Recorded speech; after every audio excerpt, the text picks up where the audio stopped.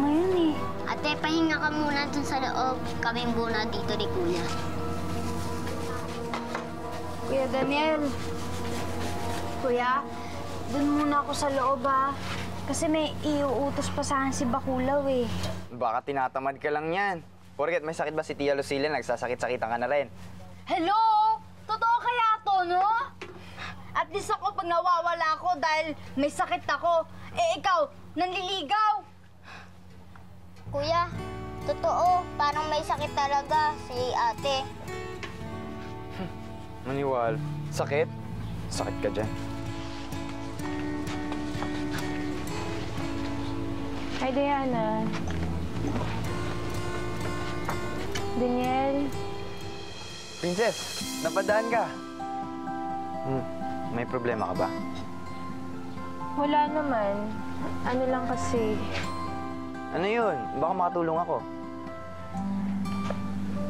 Si Richard. Mahina pa rin ang memory niya. Hindi niya alam kung nagkasakit ba siya o na-aksidente. Kawawa naman.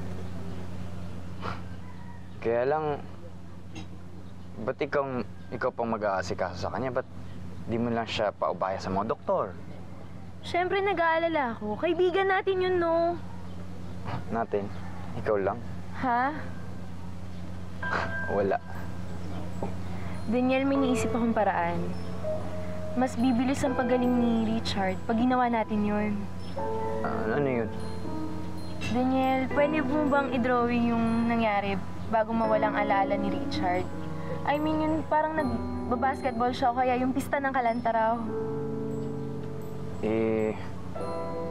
Ang dami ko pang trabaho dito eh. Sige naman no, please.